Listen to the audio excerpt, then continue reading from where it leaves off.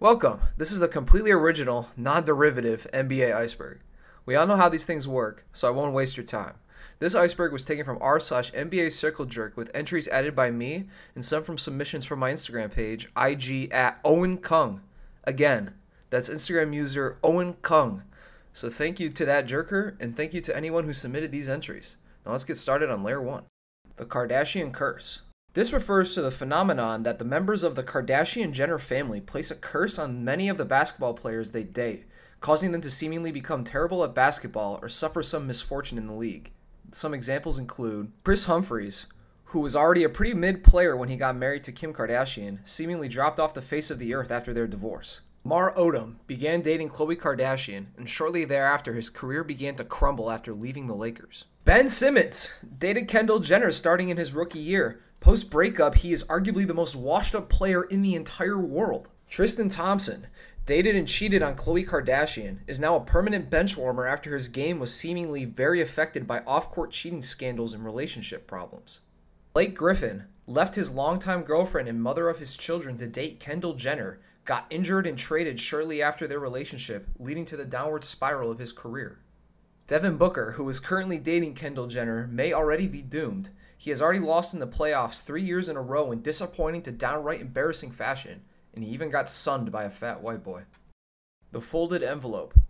The folded envelope refers to a theory that the 1985 draft lottery was rigged so that the Knicks could be chosen to get the first overall pick so they could draft Patrick Ewing. The claim is that the envelope was either frozen or folded, so that Commissioner David Stern would be able to detect which envelope belonged to the Knicks and be sure to pull that one out of the lottery ball they're using. It is believed that this was done to ensure the Knicks, the NBA's largest market, would get the most touted prospect in the draft to boost league interest, feeding into the big market bias theory, which I'll cover soon. Michael Jordan's gambling suspension. This theory suggests that Michael Jordan did not willingly choose to retire in 1993 to play baseball, but rather retired as a cover for a gambling suspension. Jordan was a massive gambler and would often take trips to Atlantic City and Vegas to gamble during the season and even before games. He was even caught sending checks to known criminals associated with gambling rackets. This theory posits that the NBA had actually suspended Gamble for a year for these gaming infractions, but they covered it as a retirement due to the controversy that might cause, as it would tarnish the reputation of their star player. But this seems like an overly convoluted punishment, and is unlikely to be true. Luka Doncic is Devin Booker's father. To understand this entry, we must first understand the phenomenon known as sunning, where a player outplays an opposing player so much it may as well be a father cooking his own son in a pickup game of basketball. This is a common meme in the NBA community that came about from the Mavericks vs. Suns 2022 Western Conference semifinals, where the 4-seeded Mavericks upset the 1-seeded Suns in 7 games. Luka Doncic outperformed Devin Booker, with them beefing throughout the series in ways such as the Luka special when Luka said, "Everybody acting tough when they up." Spawning many famous memes and images, and is used as a shibboleth for the members of the r/NBA Circle Jerk subreddit. Thank you, Dub Nation! On July 8th, 2016, as a sort of thank you message to the Golden State Warriors, Festus Ezeli uploaded an extremely low-quality highlight video with the song So Far Away by Stained playing over it. No words I can say can do it justice. Here's the clip as it was.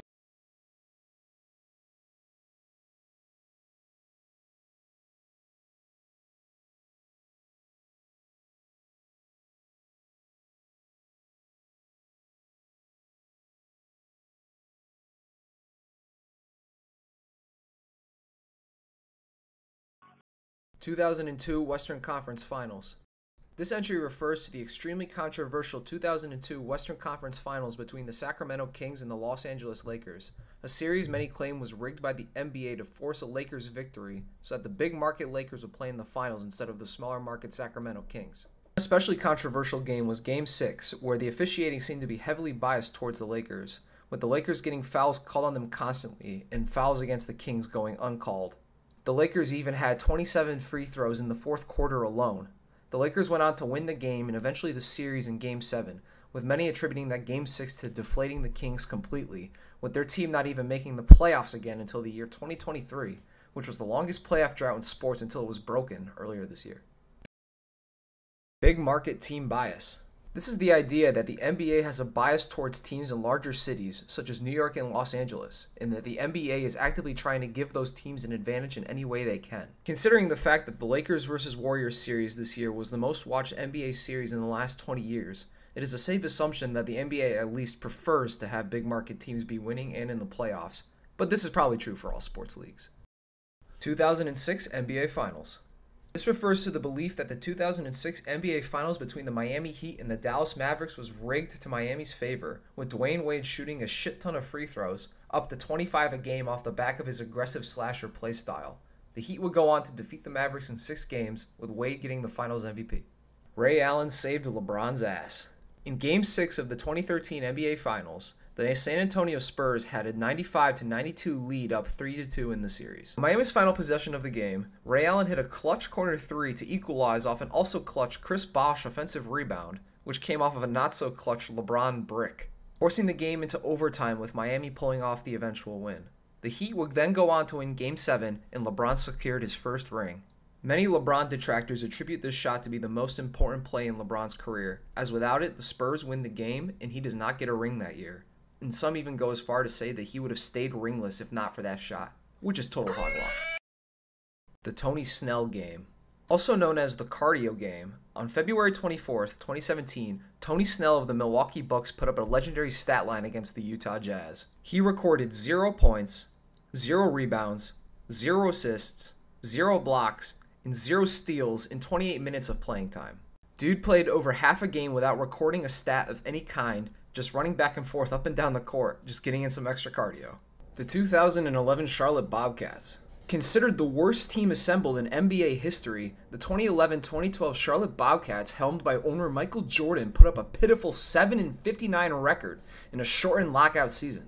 With a winning percentage of 10.6%, the team was led by a big three, if you can call it that, of Gerald Henderson, Bismack Biyombo, and DJ Augustin, with Henderson leading the team scoring at 15.1 points per game on average. Imagine your best scorer being Dylan Brooks, and you'll begin to truly realize how bad this Charlotte team was. Secret Base did an excellent video and analysis of this team, and I definitely recommend checking it out if you want to learn more about this weird-ass team. Yeah, Joe Roner kind of phoned it in that year. 2011 NBA Draft Lottery. Before the 2011 NBA Draft, as part of a trade between the Cleveland Cavaliers and the LA Clippers, the Clippers traded their 2011 pick in Baron Davis to the Cavs for Mo Williams and Jamario Moon. That pick, which only had a 2.8 chance of becoming the number 1 pick, became the number 1 pick. And the Cavs used that pick to draft Kyrie Irving, who would be a critical piece on their 2016 championship victory over the Warriors with LeBron, as well as a franchise player until LeBron's return. I'm sorry, Clips fans. CP3 trade getting vetoed.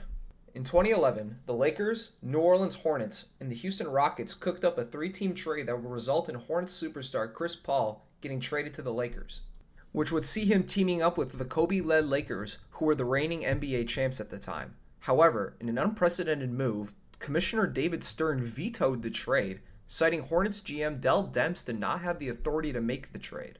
As far as I know, this is the only time a trade has been vetoed in the NBA, although Stern's reasoning was never fully explained.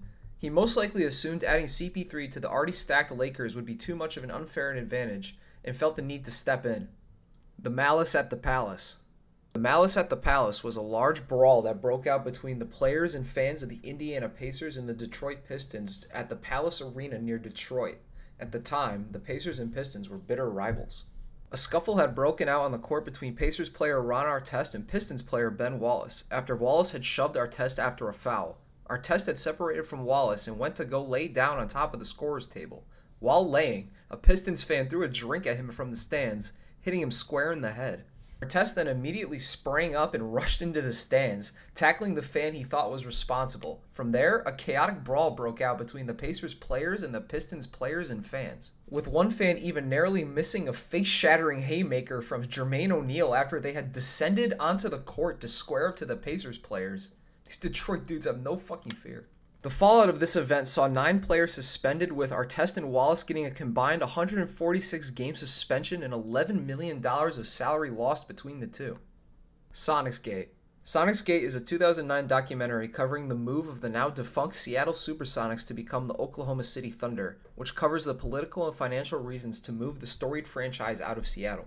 Notably, the scandalous dealings between the Sonics owner Clay Bennett, who wanted to get an NBA team in his hometown of Oklahoma City under any circumstances, and the legal battles for the city of Seattle and its fans to keep their team in Seattle, which, as we all know, ultimately failed.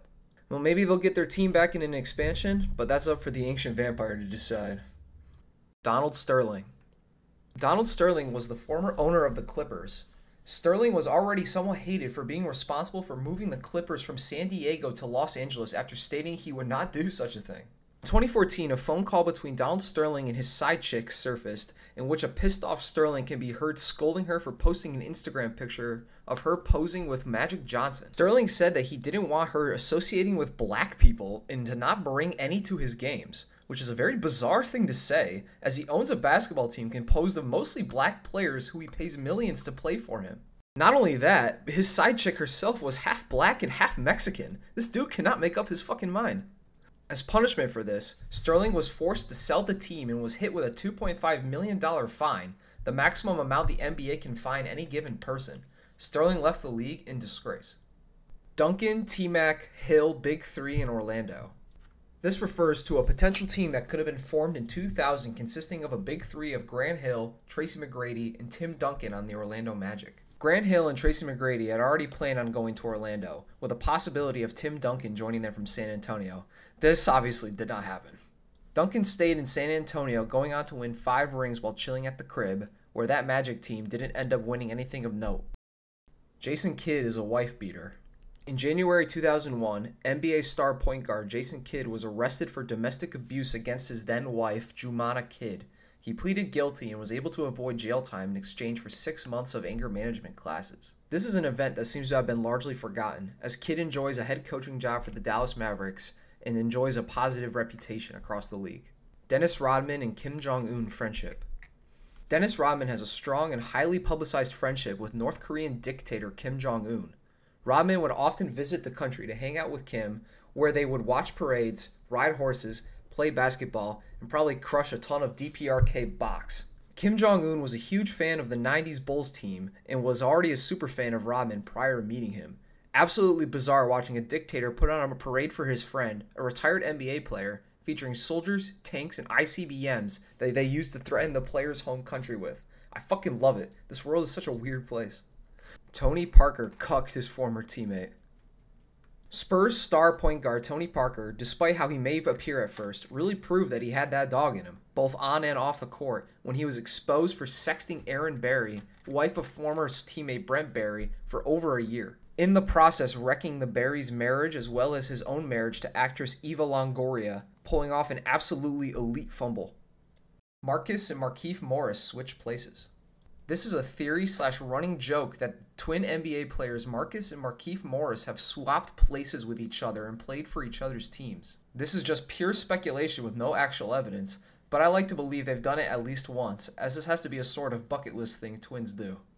Wilt Chamberlain slept with 20,000 women. In his biography, A View from Above, Wilt Chamberlain claimed that he had slept with 20,000 women over the course of his life, and that he was a real sex monster, which broken down equates to 500 women a year over 40 years, averaging out to Wilt fucking 1.4 women a day since the age of 15. If this is indeed true, it is far and away the most impressive stat line in NBA history, and makes his 100-point game and LeBron's scoring title look like absolute scrub shit. Paul Pierce poop injury. In Game 1 of the 2008 NBA Finals between the Boston Celtics and the Los Angeles Lakers, Paul Pierce appeared to go down with an injury following a Kobe Bryant-made shot in the third quarter. Pierce appeared to be writhing in pain and even had to be carted off the court in a wheelchair. It was not looking good. A few minutes later, however, Pierce returns to the game, running and hopping back out of the tunnel, appearing completely unhurt, which at the time raised a few eyebrows, but nothing really came of it. Several years later on NBA Countdown, Pierce admitted that he had faked that injury and that he just needed to go to the bathroom to take a shit. I just had to go to a bathroom. Bill Russell traded for an Ice Capade show.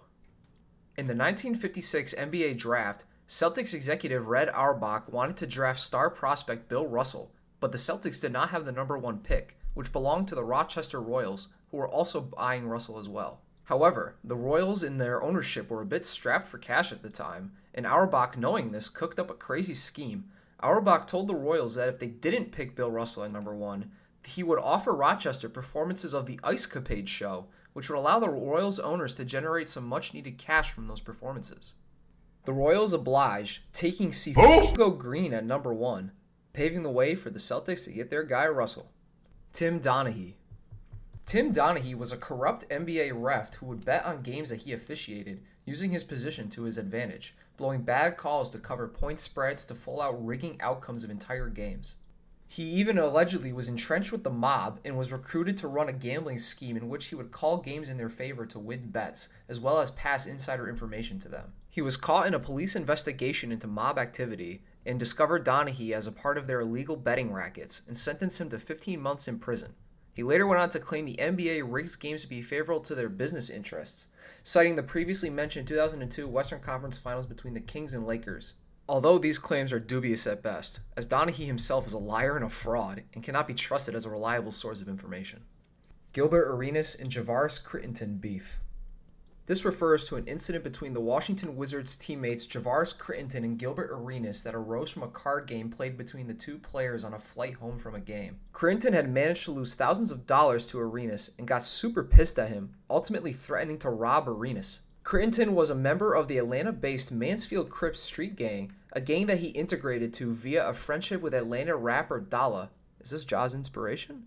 Arenas, not pleased with these threats, decided to bring 4 guns to Wizards practice, telling Javaris to pick one. Crittenton rebuked him, pulling a gun of his own out, getting into a standoff with Arenas in the middle of the Wizards locker room. Fortunately, the situation was de-escalated and no shots were fired off. Crittenton's contract was eventually terminated by the Wizards following a sentence to 1 year's probation for this incident, and Crittenton was out of the NBA completely not long after. Crittenton would eventually go on to kill a bystander in a gang-involved drive-by shooting and was sentenced to 23 years in prison, a tragic ending to his NBA story. Thon Maker age controversy. Thon Maker was a South Sudanese basketball player who had moved to Uganda and then to Perth, Australia with his family to escape war in Sudan. It's there he was discovered and prepped to play basketball for his impressive height, being an ethnic member of the tall-statured Dinka tribe of people from Sudan. He then moved to America with the intent to play high school basketball with the goal of reaching the NBA. During these moves, many believe that Thon's age may have been obfuscated or forged in order for him to play high school basketball in North America, despite possibly already being several years into high school in Australia, leading many to think Maker was 3 to 4 years older than he actually was. A Redditor even came forward with alleged high school yearbook photos of Thon Maker in Australia. Despite evidence to back this claim up, Maker always denied the allegations, and they didn't really end up mattering too much anyway, as Thon Maker ultimately flamed out after 5 disappointing years in the NBA. LaCap/LaLiar. A common joke in the NBA community is that LeBron James is a pathological liar, lying about seemingly inconsequential things, such as he knew Kobe would score 81 points in his last game. I said he was probably going to score 70 tonight. I don't know what made me say that, and my friends was with me, and they was like, okay. So when he got to like 70, I was like, well, he might as well go for 80 now. So, I mean, I'm a fan of the game. As well as knowing that Austin Reeves would be a talented and important Lakers teammate. He also seems to only read the first few pages of a book, even though he claims he read the whole thing.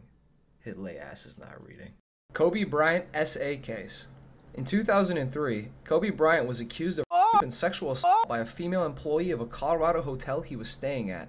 Kobe maintained his innocence that the sex was consensual. The case was eventually dropped as the victim decided she did not want to testify against him in court. And this event went mostly forgotten as Kobe Bryant's career flourished in the NBA. Len Bias. Len Bias was a college phenomenon coming out of the University of Maryland, being selected 2nd overall by the loaded Celtics in the 1986 NBA draft, where he would join Larry Bird and Bill Walton to assume total NBA dominance. However, tragically, Len Bias died of a heart attack brought on by a cocaine overdose that same draft night, this being one of the worst tragedies in all of NBA history, in my opinion. Jimmy Butler is Michael Jordan's son. This theory claims that Jimmy Butler is the secret bastard son of Michael Jordan and Jimmy Butler's mother. Jimmy and Mike share a resemblance, and Jordan was in Texas for a game against the Mavericks around 9 months before Jimmy was born. But there actually isn't any real evidence to support this besides the eye test. Unless the Heat do in fact win it all this year, then Michael Jordan is definitely Jimmy Butler's father. LeBron game winner against the Wizards in the 2006 playoffs. This refers to LeBron's game-winning 2-point shot late in Game 3 against the Wizards, which is mired in controversy due to many onlookers believing LeBron had traveled during his shot attempt, which had gone uncalled. That shot cost the Wizards the game, and the salt from Wizards fans can still be felt today. Jason Williams. Jason Williams was a fairly unremarkable big man who played throughout the 90s. However, his most notorious moment occurred on Valentine's Day of 2002, where Jason and his entourage were being chauffeured from a charity basketball event to his mansion in a limo. The limo made it to Jason's mansion with his entourage, and they all went inside, limo driver Gus Christofi included. At the mansion, Jason began showing off a shotgun he owned to the people he was with, and while showing it off, managed to accidentally shoot Christofi square in the chest, killing him instantly. Initially, a freaked out Jason then tried to frame the event as a suicide, planting the gun on Christofi and initially reporting it as a suicide over the phone to the police. However, a witness did eventually tell the police the truth of the incident, as this desperate cover-up would have never worked anyway, as the police would very likely have not bought the story that Christofi had committed suicide via shooting himself in the stomach with a shotgun in the middle of a house tour. Jason eventually ended up serving 26 months in prison for this incident. Markelle Fultz forgot how to shoot. In 2017, Markelle Fultz, coming out of Washington, was seen as the best prospect in that year's draft, having great shooting stats and appearing to be completely NBA ready, and was drafted first overall by the 76ers in the 2017 NBA draft. Bizarrely, once he began playing in the NBA, Markelle seemed to have completely forgotten how to shoot, throwing up some of the goofiest three-throw attempts possible and having his shooting numbers plummet across the board. It was later determined that he was suffering from a rare shoulder condition called thoracic outlet disorder, which causes abnormal shoulder and neck movements. This condition affected him so badly that the 76ers eventually traded him off to the Orlando Magic for being a non-factor to the team. Fortunately, Markelle seems to have mostly recovered from this condition, and hopefully his future is bright with the young Orlando Magic. Bison Dele.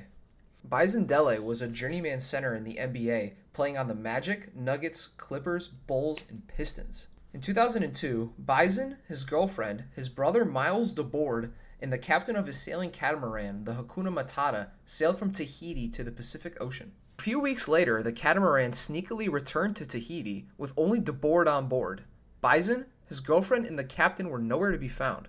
Police attempted to track down and arrest DeBoard as he had begun acting suspiciously, forging Bison's signature to buy $152,000 worth of gold and registering the catamaran under a different name. The catamaran itself also displayed suspicious damage and possible bullet holes.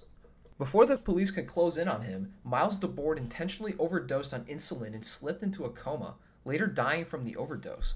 DeBoard, before dying, claimed that he had killed a crazed Bison Dele in self-defense, but his story does not explain why their bodies were seemingly disposed of, nor why he acted suspiciously following Dele's disappearance. In my opinion, in all likelihood, DeBoard had killed Dele with the intention of accessing his money he made in the NBA, and when he realized he wasn't able to get away with it, he committed suicide. Derrick Rose cheated on his SATs. Derrick Rose played for Memphis in college, playing 1 year there before getting drafted to the NBA. There was one problem with his college career, however. Derrick Rose had cheated on his SAT exam by having someone else take the test in his place. In 2009, the NCAA determined this in an investigation into his SAT scores, and his 1 year with Memphis was vacated. Although by this time, it had very little effect on his NBA career, as he already had established himself in the league, even winning Rookie of the Year that year. Yao Ming was a basketball giant created by the Chinese government. This theory claims that Yao Ming was the result of a Chinese eugenics program that was intended to produce physically elite Chinese basketball players. Yao was born to a 6'7" father and a 6'3" mother, both professional Chinese basketball players, and he was born twice the size of the average Chinese baby, eventually growing to the 7'6" Nephilim we know him as today. Some sources even claim he was given HGH-style PEDs as a teenager to ensure he would be as tall and strong as possible, and was put through brutal and abusive practices to prepare him to be the best possible player he could be, though these claims cannot be proven in any possible way. Jordan's flu game was fake. This is a theory that the famous Game 5 of the 1997 NBA Finals between the Chicago Bulls and the Utah Jazz, known as the flu game, where Jordan dropped a dominant 38 points despite suffering strong flu-like symptoms, was in fact not a flu or food poisoning from a pizza as claimed, but rather was the result of a vicious hangover Jordan was suffering from after spending the night before the game partying and gambling in Vegas, at least according to reporter Jody Genesee. Looks like George Gamble strikes again. In all reality, it was probably a mix of the three. Ray Allen predicted Kobe Bryant's career. In 2004, Ray Allen, who was beefing with Kobe early on in their careers, claimed Kobe would become selfish, not like his teammates, and needed 2 stars on his team to win, and would demand a trade. These comments went on to be eerily accurate, as in 2007, Kobe did just that and demanded a trade from the Lakers, citing their terrible previous season and lack of supporting players, as well as holding a general disdain for his teammates, all the while playing a more selfish game, shooting way more shots than any of his other teammates. This trade demand eventually motivated the Lakers to go out and acquire 2 stars via trade, Pau Gasol and Lamar Odom, who went on to win the finals together with Kobe, just as Allen predicted. Arsen Ilyasov is Ersan Ilyasova. Ersan Ilyasova is a former Turkish basketball player who played most of his career with the Milwaukee Bucks. This controversy stems from a claim that an Uzbek man named Arsen Ilyasov entered Turkey at age 18 in August 2007 and was never heard from again. In September later that year, a man named Semsetin Bulut registered one Ersan Ilyasova as his 15-year-old son, claiming that he had forgotten to register Ersan when he was born, registering him as a Turkish citizen. The Uzbekistan Basketball Federation claimed that Arsen and Ersan are the same person, and Ersan Ilyasova should be recognized as an Uzbek player. However, FIBA ruled against this claim, affirming his Turkish status. This is a good theory, and I think it's most likely true because the timeline lines up perfectly and conveniently, and the almost identical names give a lot of credence to this. Otto Porter Jr. is Wilt Chamberlain's son. Like Jimmy and Jordan, Otto Porter Jr. shares a striking resemblance to Wilt Chamberlain, leading some to think Otto is a bastard son of Wilt's. Although also like Jimmy and Jordan, there is zero evidence to back this up beyond the eye test. There has been no DNA testing or claims of a connection to Wilt from his family. But if Wilt really was slanging that thing on 20,000 women, it could be very possible he knocked up a woman whose son went on to also become an NBA player. Much to think about. Karl Malone. Karl Malone was the superstar power forward for the contender Utah Jazz teams throughout the 90s. Karl Malone is also a convicted pedophile and a statutory rapist. In the 1980s, Malone was involved in 2 paternity lawsuits, one of which involved an illegitimate child he had with a woman named Gloria Bell. Gloria claimed that she had given birth to Malone's child at age 13, while Malone was a 20-year-old college sophomore. The cases were quietly settled and Malone was ordered to pay Bell a ridiculously small $125 a week in child support, but Malone challenged this ruling, claiming it was too much, which is absolutely laughable for any player on a good NBA salary. Malone never faced any real repercussions for this and still enjoys a mostly positive reputation around the NBA, even being a judge at this year's dunk contest. If it's any consolation though, Malone never won shit in his NBA career, and he has a case for being the biggest playoff choker in NBA history, although this is nowhere near a proper punishment. Latrell Sprewell strangled his coach. Latrell Sprewell was a solid shooting guard / small forward who played mostly in the 90s. In 1997, while on the Golden State Warriors, during a team practice he got into an argument with head coach PJ Carlesimo, who had begun yelling at Sprewell to make better passes and to put a little mustard on said passes. Sprewell fired back at him, saying he wasn't in the mood to be criticized and told Carlesimo to stay away from him. When Carlesimo ignored these threats and approached him, Sprewell threatened to kill him and suddenly grabbed him by the neck and dragged him for almost 10 seconds until broken up by other players. Sprewell then left practice, showered, and returned to practice to continue fighting with Carlesimo, nearly punching his head off before being dragged out of practice for good. This, however, was not the only incident involving Sprewell, team practice, and a violent fight, as in 1995 he had gotten into a fight with teammate Jerome Kersey and had left practice and returned with a 2x4 to menace Kersey with, even threatening to return with a gun. Latrell Sprewell was one angry fucking dude. 2001 Eastern Conference Finals. This is another controversial playoff series, again due to officiating. This series saw the Allen Iverson-led 76ers defeat the Milwaukee Bucks in 7 games, with many criticizing the refs for blowing, or in some cases not blowing, controversial calls in games 1 and 4 to swing Philly's way. Especially in game 4, which saw Philly shoot double the amount of free throws Milwaukee did, many believing that Philly should have lost off a poor performance from Allen Iverson, who only went 10 for 32, but were saved by the free throws. Ray Allen even went on to say in a post-Game 5 interview that Philly facing the juggernaut Lakers in the finals would make more money for the NBA, so the NBA bent the officiating to get that outcome. This, like Mavs vs. Heat and Lakers vs. Kings, is all just speculation, however. Kevin McHale traded Kevin Garnett to Boston on purpose. In 2007, Boston formed their famous Big Three of Paul Pierce, Ray Allen, and Kevin Garnett. The Celtics had acquired Garnett in a large trade that saw KG getting sent to Boston for Al Jefferson, Ryan Gomez, Sebastian Telfair, Gerald Green, Theo Ratliff, cash money, and a top 3 protected first-round pick for 2009. Many were confused as to why the Timberwolves agreed to send their star and franchise big man to Boston for a fistful of literally who's and bench dwellers, whereas Boston in this trade was able to get the final piece they needed to get to the mountaintop. That Boston Big Three did do just that and won the championship, whereas the Timberwolves only won 22 games in that following season. This has led to some speculation that Kevin McHale had some sort of dislike of KG or the Wolves organization and wanted to fuck with them out of spite, or was just incredibly stupid. But we can only speculate on this. Maybe he thought he was cooking up a lobster banquet of a trade just to realize he was grilling shit logs on a lead grill over a chemical fire. Anthony Davis locker room footage. A bizarre phone video surfaced of Anthony Davis during his time playing for Kentucky when he was in college. In the video, which I will not be showing you, Anthony Davis, who is naked except for a shirt he's holding in front of his dick, is held down and spanked on his bare ass by his teammate in the Kentucky locker room. The cameraman puts the camera in Anthony Davis's face, who proceeds to stick his tongue out at it, with lots of hollering and yelling throughout the video. It's just guys being dudes. Drazen Petrovich haunts NBA Jam. Drazen Petrovich was a Yugoslav-Croatian basketball player who played for the Blazers, and more famously the Nets, before he was tragically killed at the age of 28 in a car crash in June 1993. This entry refers to an urban legend in which an arcade cabinet of NBA Jam, which featured Petrovich as one of the 2 Brooklyn Nets players, would randomly blurt out "Petrovich" at random times when nobody was even actively using the cabinet. In all likelihood, this was just a glitch, but the unfortunate timing of his death around the time of the game's release gave rise to this rumor, in all likelihood. Andrei Kirilenko 2013 free agency controversy. In 2013, Andrei Kirilenko was looking for a 3-year, $24 million deal in his free agency. So it came as a surprise to teams across the league when he signed with the Brooklyn Nets for an insane lowball $3.1 million mid-level deal, which was highly suspicious. The Nets at the time were also owned by fellow Russian and billionaire Mikhail Prokhorov, with a belief that they had colluded on a secret deal of some kind along with brazen tampering in an attempt for Prokhorov to build a super team in Brooklyn.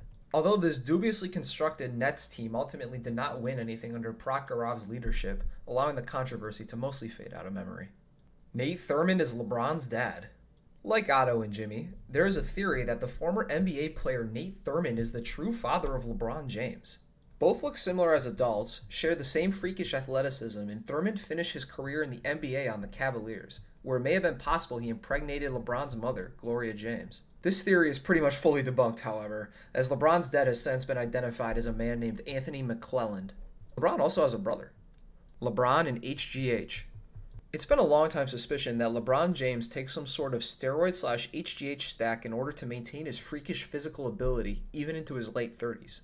Many claims have been made against LeBron, from hard accusations to just pure speculation, although there has been no solid proof to the validity of any of these claims.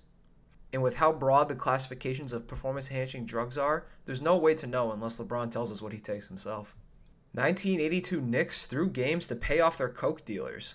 This is a reported claim made by the FBI that the struggling 1982 Knicks were a bunch of coked-up fiends in order to pay off their debts to their coke dealers, ran a racket in which they would throw games the dealers had bet on against them, with the FBI claiming the dealer was placing large bets on the Knicks losing and winning most of those high-stakes bets, leading them to believe that players were feeding the dealers tips on how to bet to maximize their cash. This investigation ultimately fell apart, however, due to any lack of solid evidence, and the Knicks players fully deny any claims of this. Andrew Bynum shot every time he got the ball in one practice, yelling, "Kobe!" This refers to a bizarre scenario in which Bynum was suspended for being a nuisance at Cavaliers practice, allegedly shooting the ball anytime he touched it and yelling, "Kobe!" when doing so, annoying the players and staff, with these antics ultimately contributing to his fallout with the Cavs and him getting traded to the Bulls. Sounds like he was pissed off that he got traded from the mighty Lakers to the poverty Cavs and decided to be a dickhead to get out of the city, which would be fucking hilarious if true. 2021 Western Conference Finals Game 5 Chris Paul incident. In Game 5 of the 2021 Western Conference Finals between the Los Angeles Clippers and the Phoenix Suns, Chris Paul picks up Paul George on the perimeter, probably thinking PG was going to try to make a cut to the hoop, as PG carries a height advantage he could exploit to overpower CP3 with and get to the rim. but PG stopped on a dime, staying outside the three-point line. This was a stop CP3 was not expecting.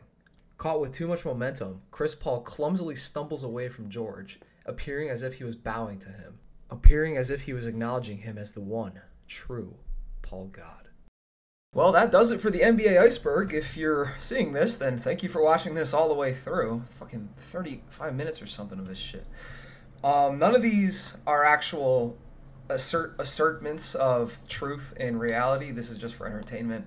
I probably got a couple things wrong, and if I did, please feel free to let me know in the comments. Yeah, I love you all very much. Mwah. See ya.